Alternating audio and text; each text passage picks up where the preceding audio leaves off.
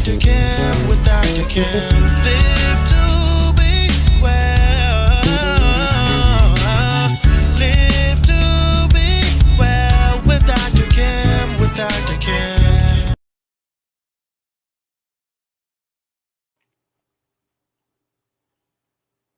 Good evening and welcome to Live to Be Well. I'm Dr. Kim Logan-Nowlin, all the way from Detroit, Michigan, the Motor City. I pray that your day is well. I pray that you are in touch with your Lord and Savior. I give God all the glory because if it had not been for his goodness and his grace and mercy, where would I be? I want to thank everyone for all your birthday wishes, your cards, your gifts, your love. A special thank you to my two children and my son Jason, but to Tanya Dykes, who spent my birthday time with me.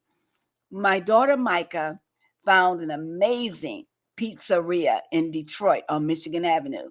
Grandma's Pizza, I'm giving you a shout out, had the most amazing pizza. Tanya had the chicken salad and she cleaned her bowl. I have a picture of it. And I had a vegan Big Mac pizza. Absolutely amazing.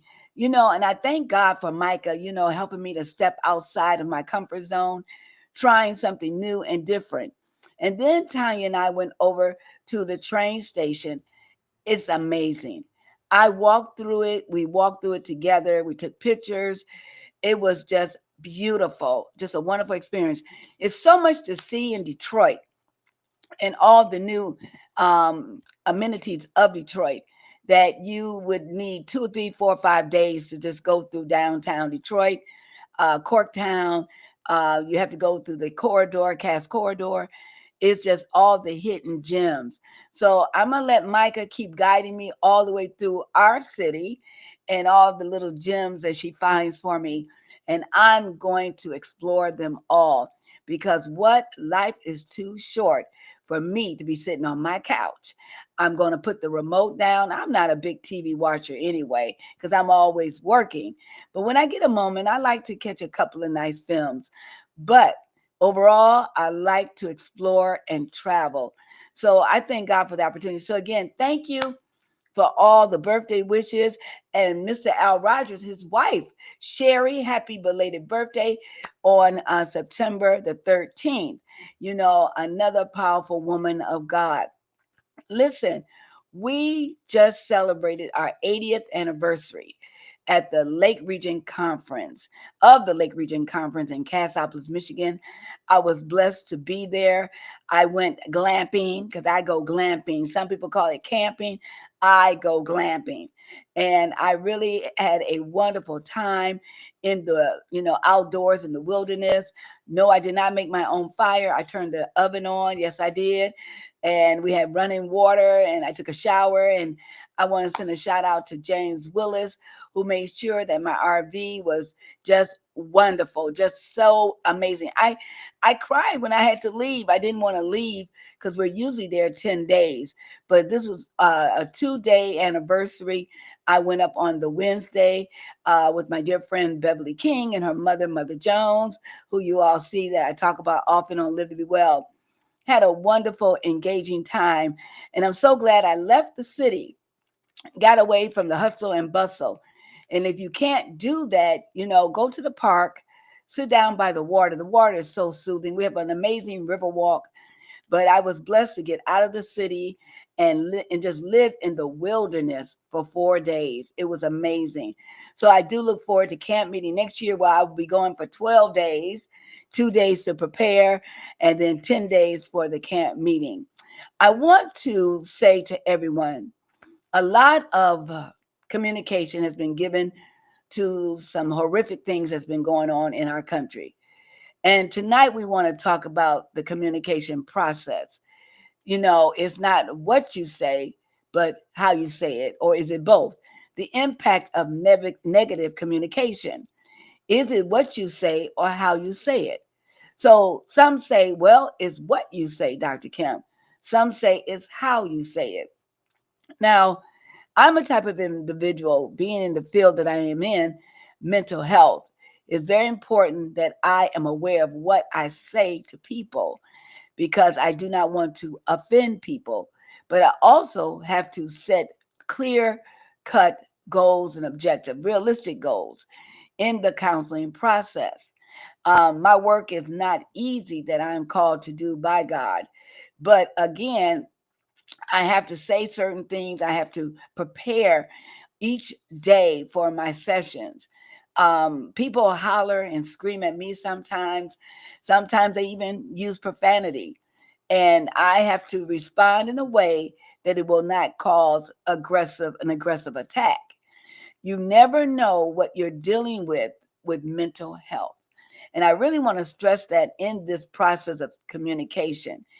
I know when I go skating, I might bump someone. I say, "Oh, I'm sorry.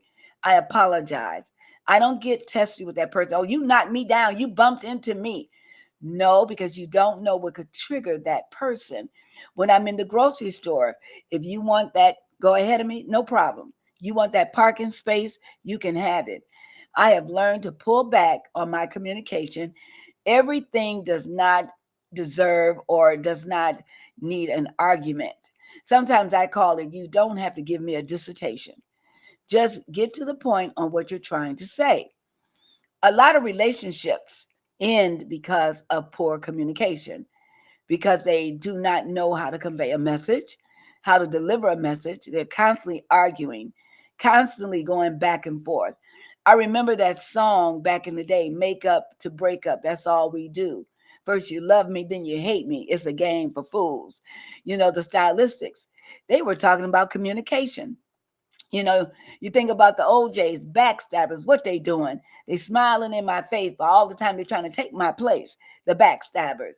You think about the communication in these songs, how it was conveyed. Communication's also very positive.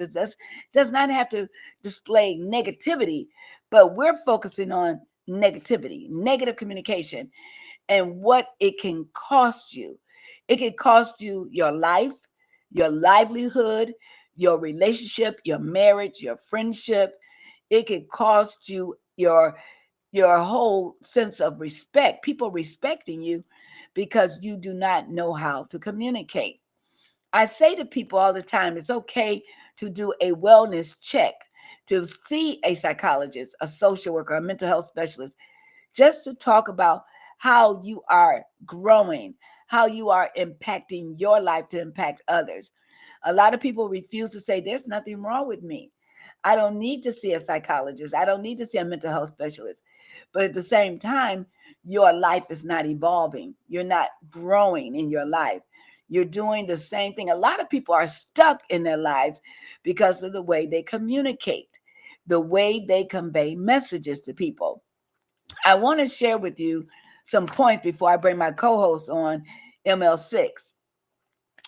Negative communication can cause political violence, and we have seen that in our country over the years, due to political commentary.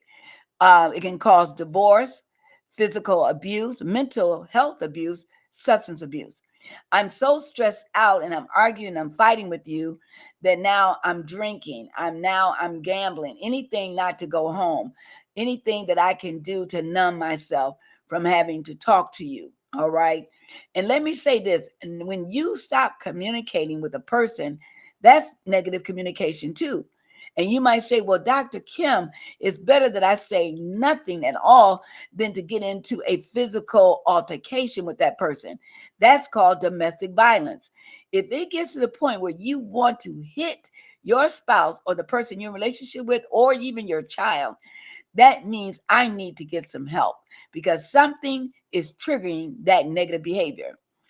If a message is communicated in different ways, it will also be received in different ways. All right. Let me say that again. If a message is communicated in different ways, it will also be received in different ways. You understand? So, in psychologist jargon, this technique is called framing. How many of you heard of framing? How you doing, Kimmy Jean Thomas? All right, welcome to Live to Be Well. This type of technique is called framing. We react differently to identical situations depending on how they are presented.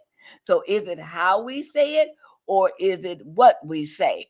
Remember, framing is being able to use it differently, but the same thing. So, Kimmy Jean, you said, I think it's both.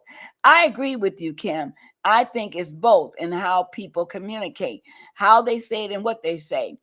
Now, there are four types of communication styles, Thomas. Passive, individuals who avoid expressing their feelings or opinions, often yielding to others. Passive people do not want conflict. They do not like conflict in their lives. So they are going to pull back and they're going to shut down. I have a child like that. My daughter, Micha, will not get into a conflict argument with you. She will not go toe to toe. She will defend herself or when she's doing her job or something like that, but she is not going to spend her energy arguing with you. Okay? Aggressive. Individuals who express their feelings and opinions in a way that violates the rights of others, often dominating the conversations. Now, I've been told, ML6, that I dominate conversations, but that seems really interesting, Kimmy Jean. Being, a mental health specialist, my job is to listen. I've got to be able to listen. So I choose not to dominate. But my daughter may say, Mom, at times you do dominate the conversation. Okay. So passive aggressive, and then I'm going to bring ML6 in to talk about this. Passive aggressive, individuals who appear passive on the surface, but express their anger indirectly through sarcasm and stubbornness. Passive aggressive communicators. I see that a lot in counseling, Thomas. I see a lot of that in counseling. Assertive communicators, excuse me, individuals who express their feelings and opinions openly and honestly while respecting others. All right, they're assertive. They're going to be just, that's that alpha A. Now, let me say this. I am an alpha A personality, but I'm not always an alpha, person, a woman, and I have to remember, I have to share this with you. My husband was very passive. He was a B type personality inside the home, inside the bedroom, inside with our children, in at church. But when he took office as a deacon, an elder, president of the convocation, on the TV show, in the office with me, he became an alpha 2. He was able to assert himself, without making me feel like I was less than. He was never intimidated by the way I communicated or our communication style. We did not bump heads. We did not, because he respected my strengths. He knew I was a very strong communicator, where he was a very passive communicator. And I had to respect those boundaries. And when we got home, I knew my role as his wife. And I could not come off like that, all aggressive and I wear the pants in the house. Now, don't get me wrong, because my daughter will come on here and say, Mom, there were times you tried to wear the pants. But my husband, because he was so quiet and passive, that communication style did not rest in our home. A lot of times people end up in divorce because they do not understand the style of your spouse's communication. You don't understand the style of communication that your children, they have. So you need to be able to recognize that. All right, we're going to bring ML6 in, talk about how her work. Camille, you're passive. That's okay. But Camille, remember, if you're married or you get involved with somebody who's aggressive, they have to respect that you are passive and learn how to balance it out. Don't go changing, like the song said, don't go changing, but balance it out. Now, aggressive person, hey, Miss Crawford, good evening. Welcome to Live to Be Well. There are people who fight with words. They, use words to mask with. They use words to intimidate. They use words to belittle people. They use words to tear down, or you could use words to build up. Tonight, we're talking about negative communication on Live to Be Well. Welcome, ML6. How are you? We can't hear you. We still can't hear you. I said, hi, everybody. Hi, how are you? All right, ML6, let's talk about negative communication and how does it work in your line of work and what do you have to deal with? So, for the most part, when in radio, I don't have to talk that much to other people. Mhm. I have 2 days a week, really just one, but 2 days a week where I have work calls. If people reach out to me on Monday or Wednesday, Friday, Saturday, or Sunday, I tell them I take music calls on Tuesdays and Thursdays between 10 a.m. to 5 p.m. Pacific Standard Time. As I'm growing as a programmer in radio, I have become more of a leader. So my boundaries are very much set. And so I stand by that. And if I do have to make contact with somebody on another day, I'm very apologetic because I need them to know that I respect your days as well. But I'm also trying to do you a favor by trying to get your song in. So I don't have to talk to a lot of people. I realize that on a given week, for the most part, I talk to my friends via, we have a Marco Polo, we talk on there. I may talk on the phone, but I may not have any type of human interaction for several days. And I'm okay with that. I'll talk to my neighbors while I'm walking my dog or something, but like having everyday conversation with people, Mhm. I don't do it. And I love that for me. I know people are like, oh, that's isolating. No, it's not. I'm very fulfilled in that because I am such an energy, like when people's energies, I feel all of that. I have to be very careful who I'm around. Mhm. And even in my other job, in my personal assistant job, when I do have to be around different people, I'm very recluse in that. I'll sit in the corner, I'll observe. It's one of those I'll speak when spoken to. If somebody says something crazy, I might say something back. Otherwise, I'm minding my business and drinking my water. So for me, I don't feel or I don't have the need to have a lot of conversations. Social media, what you won't find of me is constantly being on social media every day, all day, talking about the things that are going on in the world and the country. I have really good friends in my group chat. Mm-hmm. I don't have to take that to social media. I don't have to take how I feel about everything to social media. I have an amazing friend group. I often wonder sometimes when people are constantly putting everything on social media, do you not have any real friends? Or are you seeking the attention? Mm-hmm. The likes and the comments, is that what feeds you? And I mean, people can use social media for what they want, but for me, even being in media, I choose not to. I don't have to share every single thought that I have with my followers, with people that follow me about every single thing. Mm-hmm. Now there are some things that I will speak on, but I won't drag it. But I Right. won't drag it. Right. That's not me. That's never been me. Like my mom said, I'm not going back and forth with nobody. Nope. I'm real quick. If I comment on something on social media and I see somebody say a bunch of stuff after, I will block you. Mm-hmm. Mm-hmm. My block ministry it's alive and well. I have so many people blocked. I have people blocked that I don't even know. If I saw you say something crazy on somebody else's post, I'm blocking you because I don't ever want to see anything you have to say ever again. Mm-hmm. That negative That's communication. my boundary. I Okay. don't know you, you don't know me, but I saw something that you wrote, I don't like it, I'm blocking you. Mm-hmm. If I say something, I said what I said. I don't need to go back and forth with you in the comments. I don't Mm-hmm. do that. Mm-hmm. I And remember. I've been like that Oh, probably my entire life. oh yeah. Micha, as a baby, as a little girl, my communication to her was this, and that was enough for Micha.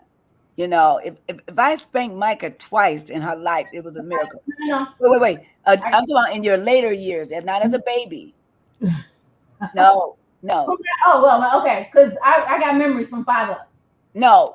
I'm talking about overall. Overall, I was look, she was a good child. She was a good child.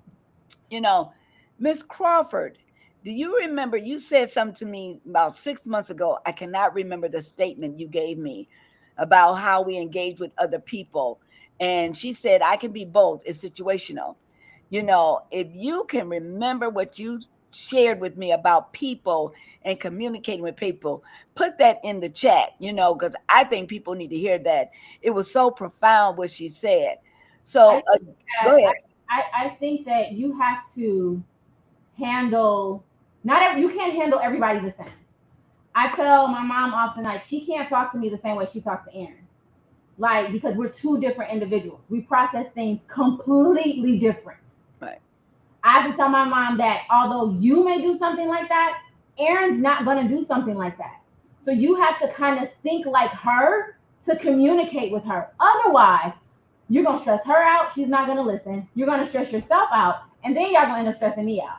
So I feel like if you understand the person that you're having a conversation with, or no, not even understanding, because you'll never understand a person. If you learn the person that you're having a conversation with, then you can better communicate on how they receive information. Yes. There's a whole process. I can talk, you can listen, but did you really receive? There's sometimes when I'm having conversations with people, I ask Yes. them, hey, how did you interpret what I just said? That's it. Right. That's important because people hear things how they want to hear them Yes. based on whatever situation, trauma, whatever.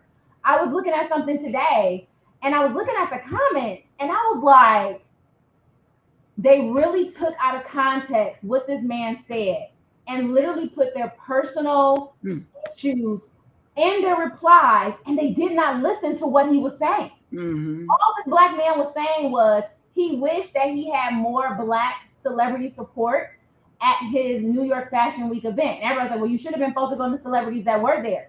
He wasn't taking anything away from the ones that were there.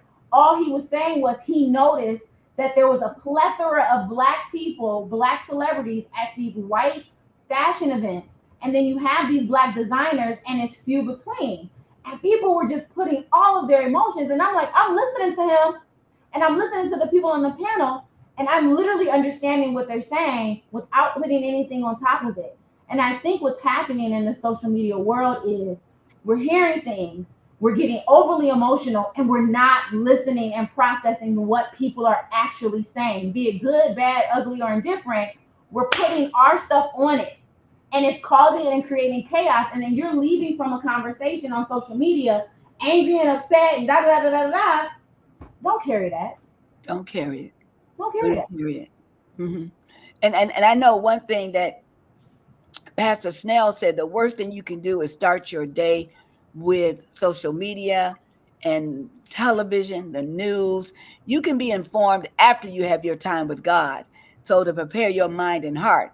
But a lot of people start their day with that energy, and I can't do that. I need to be able to focus on that. And that's for me. I don't know with anybody else. Ms. Crawford, you said, I want to read this. Hold on a second. Remove the title. She said, take the title away from the individual. Remove. That's what it was. Take the title away from the individual. So whoever that person is in your circle, your group, or like you said, I'm blocking you. Remove the title, because I cannot no longer do this with you. You are no longer the friend or no longer the person I can work with. You're my boss. I can no longer allow you to be my boss. I can't, because you have really taken away the sense of respect of being my boss. Thank you, Sister Crawford. I appreciate you. I will never forget that. There are different, and I want to go back to that point. People leave the social media angry and upset, and you don't even know the person, and you're just angry, but yet you're not giving that same energy to the people in your household. You're not pouring into the positivity in your own household. Let's talk about different types of listening, Micha. Discriminative listening. This is the most basic form of listening, and it starts early in life. It helps us to focus on sound, tone, or body language to make sense of our surroundings. So, discriminative listening, all right? So, I can discriminate, loud and soft, mean and angry. Even when we talk to the hearing impaired, They said, I'll never forget a class I took early on. You could say what, or you could say, all right? You could say, or no, all right? And you could say, or why. Even in the hearing impaired community, they have gestures and signs and how they express themselves. Just like when I direct the choir, Miss Crawford, you can identify with this. You have to use, body language. You have to express yourself and be able to get that message across. Okay. Informative listening. We use informational listening. Informational listening is to learn and remember things. Now, as we get older, we tend to have selective memory, okay? But we want to be able to understand that uh, if I say something, if I can't remember, I'm going to write it down. And someone will say, "You didn't say that. I didn't say that. You know, I didn't do this. I didn't do that." Okay. So, informational listening, this kind of listening takes focus and memory. It's especially important at work and where people often expect us to retain key instructions without asking twice. So this is a part of communication. Camille and Kim and Miss Crawford, Sister Crawford, these are all things that we need to understand and use. Critical listening. Critical listening means analyzing what we hear to decide if we agree. Now, I do a lot of critical listening as a mental health specialist or need for more information. So I have to pull out information by asking questions. But again, critical listening can be good during a political debate or a school debate, or you're just having conversation with a person and you want to understand their viewpoint. Empathetic listening is one of the hardest listening components. This one, it means that I have to be able to stop talking. I have to stop talking and listen and be empathetic to what that other person is saying. That other person may give you a nod or okay, okay, okay, you know, because they want to hear what you have to say, or did they shut down because you keep interrupting them, or you keep blocking them, or you keep tearing them down? Empathetic listening is very important in relationships, on the job.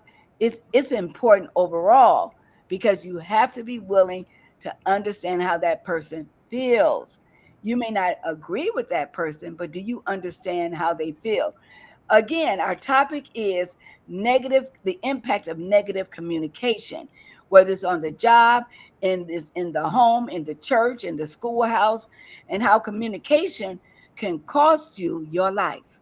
Negative communication can cost you your life, your livelihood, relationship, your marriage, your economics. Can you imagine? I have a lady now. She got fired from her job, arguing with someone on the job. They told her to stop, be quiet, but she just had to keep going, being very aggressive and assertive. The supervisor came in, they had to escort her off the job and they fired her. She said, "Well, I don't care. Do what you got to do." Until she got home and she thought about her mortgage. She thought about her child in college. She thought about her car note. She thought about her insurance, her health and coverage, because she was being very impulsive. As a communicator, you have to understand you cannot be impulsive. You have to meditate, pray, and be still. Be still and know that God is God, and don't make a move until you hear from God. A lot of people say, "Well, I'm not in church. I don't do all that." Well, you need wisdom, or it could cost you your livelihood. Selective listening, also known as bias listening. This happens when we only hear what we want to hear. And a lot of times in relationships, people go like this. And what I don't understand, I mean, I do understand why Kim do people stay in these relationships knowing that it's not going anywhere? You cannot change a person's mental aspect. You cannot change the way they are. They're set in their ways. And if they're not willing to change, you have to move on. You know what you like and what you don't like. Don't settle for someone who is not an effective communicator in your perspective. Now, they may feel that they're a good communicator, all right, but they may feel that you are a bad communicator. The bottom line, relationships cannot go any further if the relationship does not have positive communication.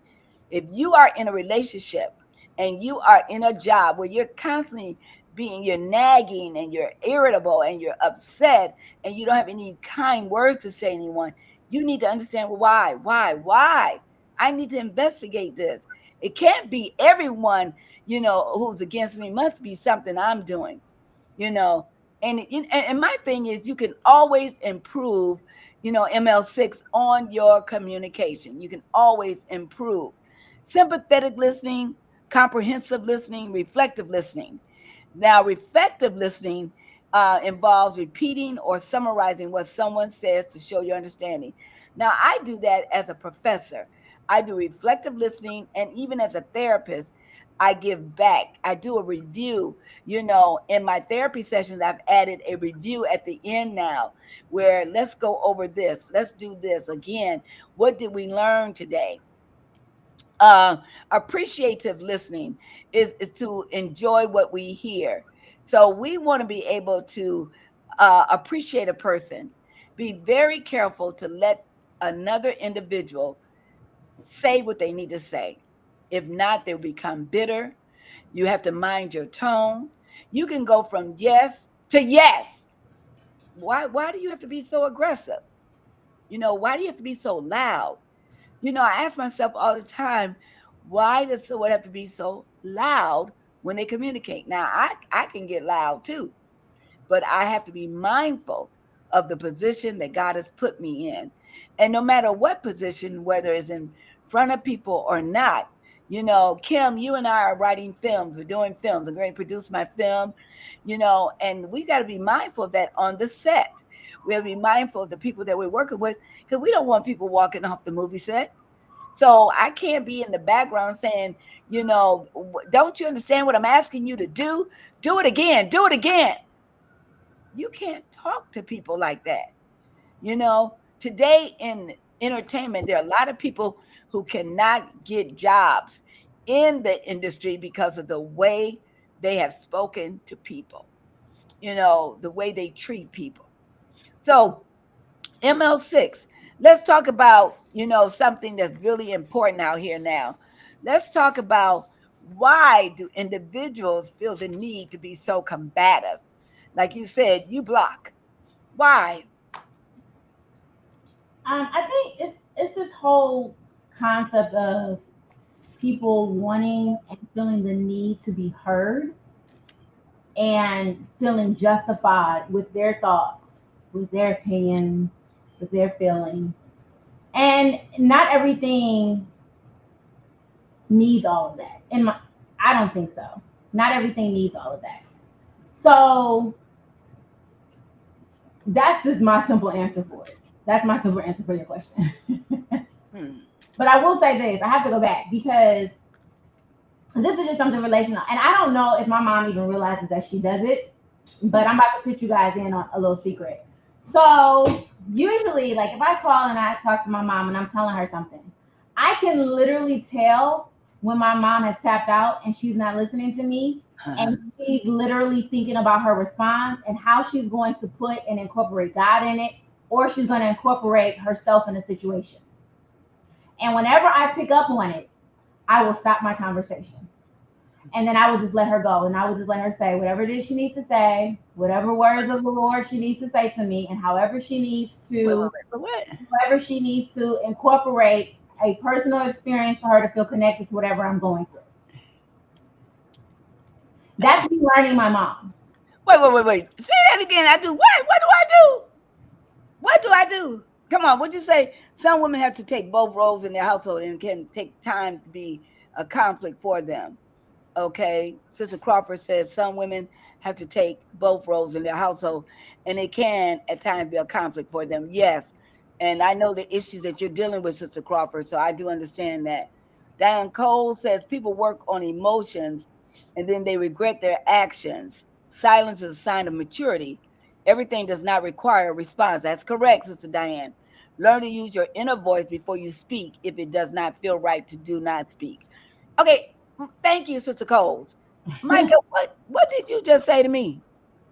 I have learned in my 43 years of being your daughter that I can call you and tell you about a situation. It could be a great experience that I'm having, it could be a bad experience that I'm having. There's Okay. a point in the conversation where you will tap out because you're trying to figure out what your response is going to be and how you're going to incorporate an experience that you've had to connect to whatever I'm talking to. And whenever I realize that, I stop talking and let you do what you do. But And, shouldn't I do that? huh? Shouldn't I allow your situation for me to tap into my experience to help you do No, something better? Why not? I'm not your all the mom. time. It doesn't require that. If I'm calling you and I'm telling you about something that is exciting that's happening to me, I'm Right. just talking about me in that moment. This Okay. is about you. It was about you. It's about me, and I'm telling you about what's happening with me, and Okay. it's becoming about you. Okay. So what I end up doing, I do selective listening then. I'm Right? doing selective listening. Because you're Okay. thinking about your response and how you can incorporate yourself in it, and it Instead of doesn't require that. right. Let me okay, this is good. Now today Erin called me and she was talking about experience in her class. And she went on and on and on for 20 minutes. You would have been proud of me. Proud of me. I didn't say a word. Good. And you know what she said? Thank you, Mom, for allowing me to vent. Because I'm growing. Because I want to fix it. I always want to fix my children's problem and I can't do I have to step If back. we're coming to you and we're including you in Right. whatever's happening in our lives, that doesn't necessarily mean we're coming to you for you to fix something.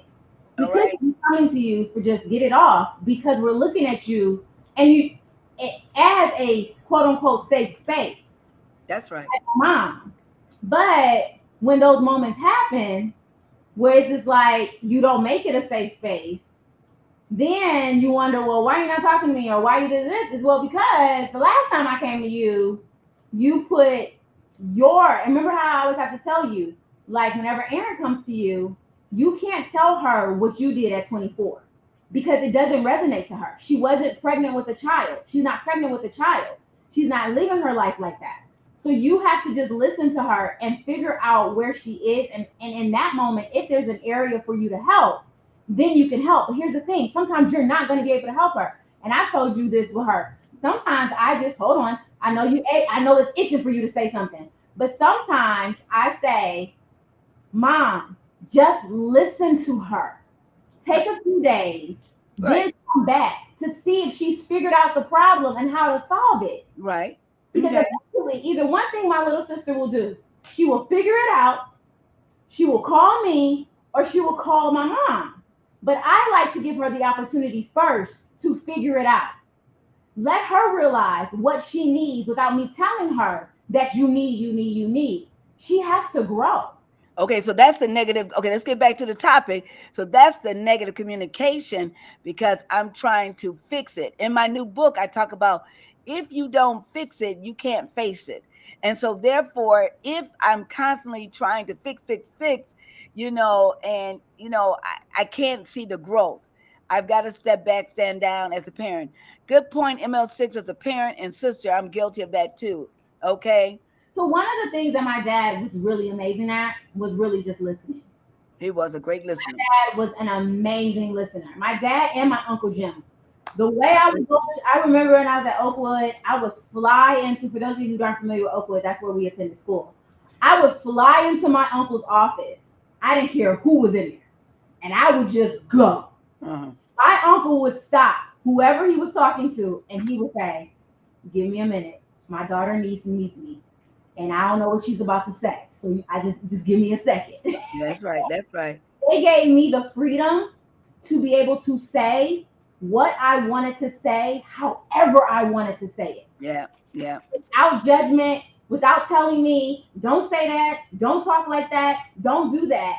It was, they understood me as a person. And if I was going there, that had to be something that I just needed to get off my chest. Mm-hmm. And because I trusted my dad and my Uncle Jim, I could literally, when I say I could say whatever to them, and it was nothing, it wasn't a speech about spirituality and God or anything like that. It was, say it how you feel it, Mm-hmm. and then they would take a pause.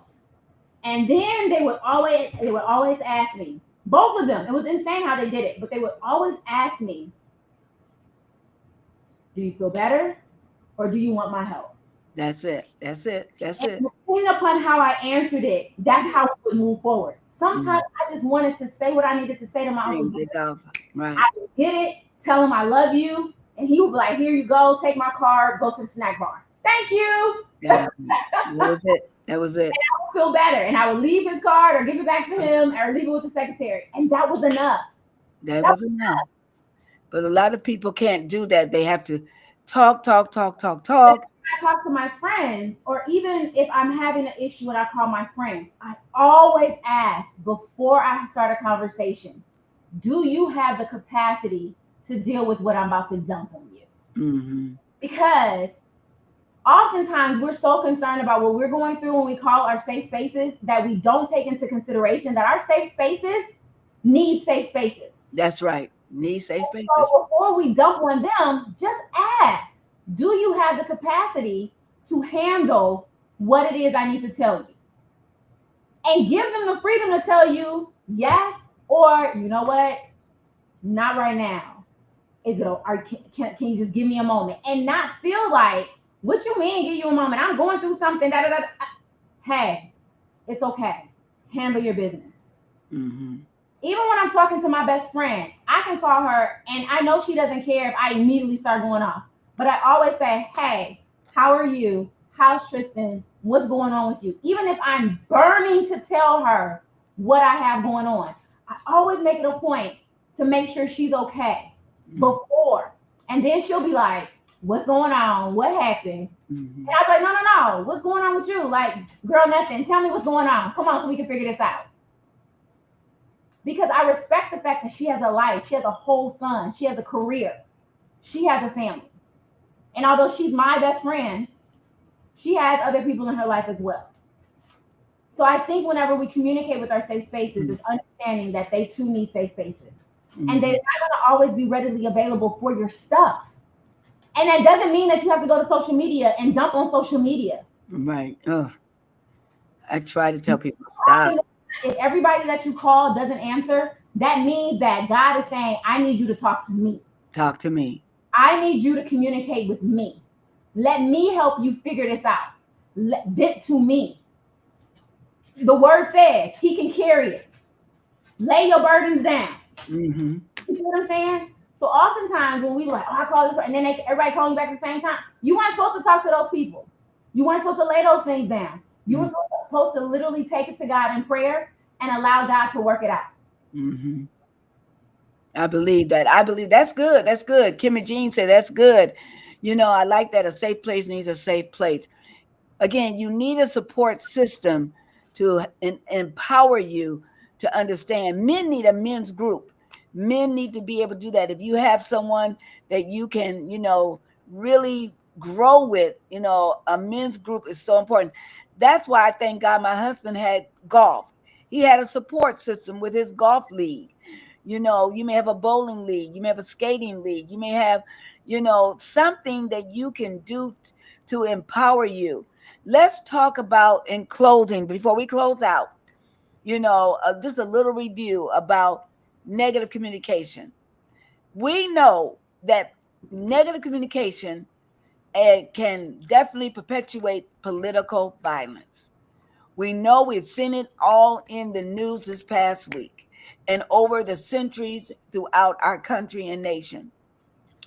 We also know that negative communication is fueled by negative communication, such as being able to go on social media and fueling the fire with even more nonsense and rhetoric, especially when you don't have the truth or the facts of all the matters that matters.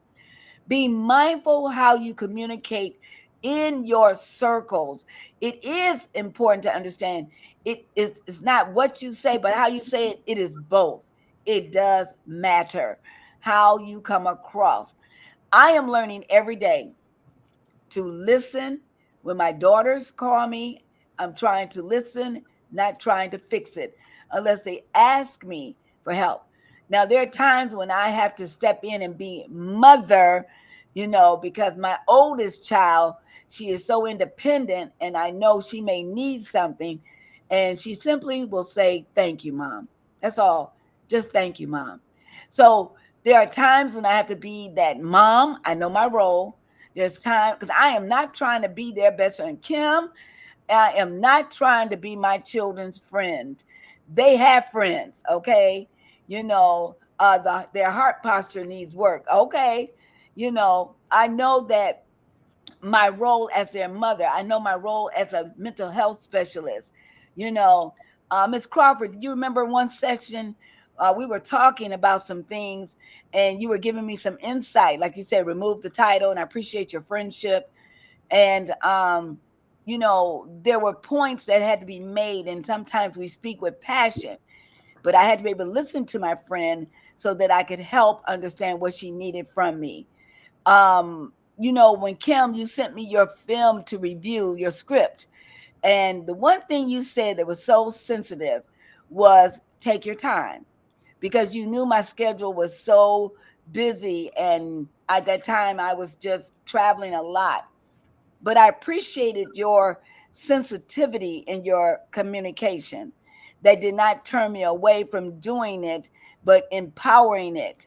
I believe that there are things that happen that we need to understand. How do we turn things around in our communication? It begins with our communication, how we express ourselves, our nonverbal. Do I just snap my head? Remember that head twist? You know, I mean, Even with that though, I think oftentimes, especially with Black women, we get accused of being aggressive, disrespectful, when we're being direct, on point, and when we're really walking in our complete feminine power.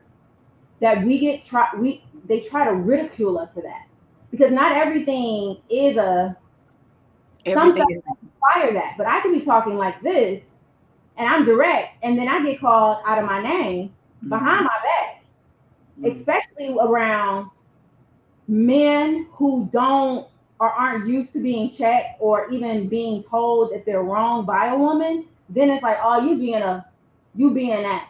And I want to say this to my Black sisters: we are strong, we are powerful, we are all the things, right?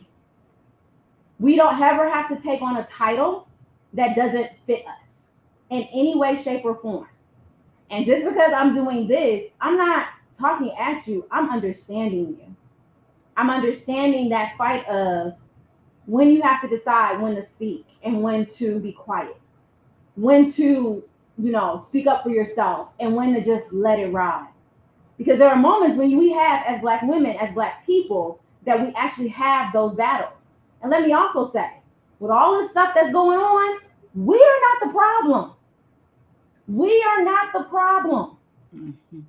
They want to make us the problem because they refuse to look at themselves. Mhm. They want to try to erase us from history because they don't want to see how bad they are. Mhm. I agree with that. The problem. And let me tell you something, I'm not going to walk around here like I'm the problem. That's right. I All want right. to encourage each and every person watching this to please be mindful. Yes, be mindful what you post on social media, because the reality of the situation is not everybody's going to understand your point. Not everybody's going to understand where you are. You could have a job, because they really are acting really insane out here. And you could have a job where you walk in because you posted your opinion and they feel like, oh, we need to terminate you. Even though it's not constitutional, but we all understand that nothing that's been done over the last 8 months has been constitutional. But protect yourselves. Get a group chat. Get a group chat with some safe people where you can say and you can post the clips and you can do all the things and you can have discussion within your safe spaces. Jesus. Social media is not a safe space. Right. Social Not. media. It, No. it is a melting pot for confusion. Mhm. And you have to be mindful of that. And, Mhm. and that goes with your communication and your being direct. You can say, I didn't mean it like that. I didn't mean it like that. Mhm. Once you put it out there, it's up That's to anybody's interpretation. that's correct. That's correct. You're not going to have the grace to explain it like you would in your group chat with your safe spaces. Mm-hmm. That works. Mm-hmm. Safe spaces in a group chat. I like that. I like that. I like that. I like that. I have a safe space like Mike. I have a group of women that I have, and it's beautiful.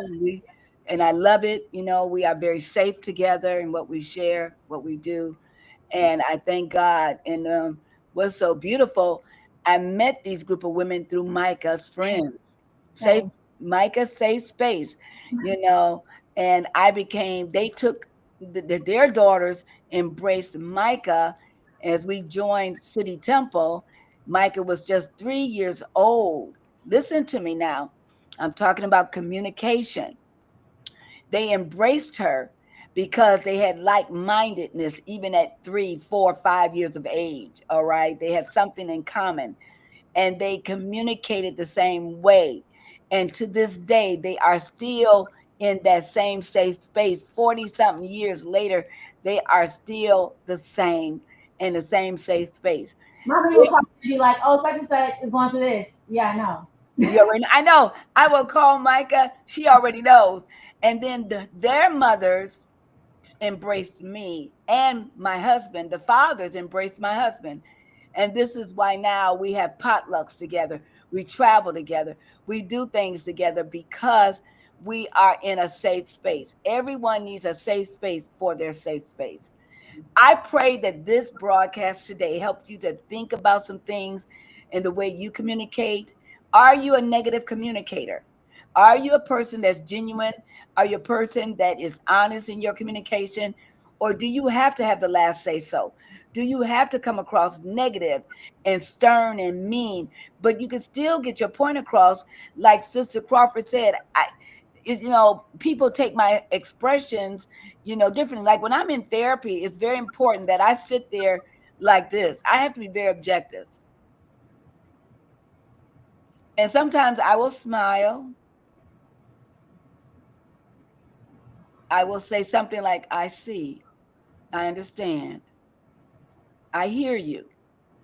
But most of the time, I am like this because my face cannot, especially when I'm counseling a couple, I have to be objective. I have to be neutral. I have to remain neutral. Doesn't mean I don't care or I'm mean or my communication is negative. It's not being negative. It's being neutral. So, but before that session is over, I will give my suggestions, not tell them what to do, but these are my suggestions in helping you to move forward in your relationship. So I'm just here to say tonight with ML6, we pray that I'm growing as I'm growing with my daughters. Kim, I'm really growing, I'm changing. And in my relationships, I'm changing, I'm growing, I'm getting better.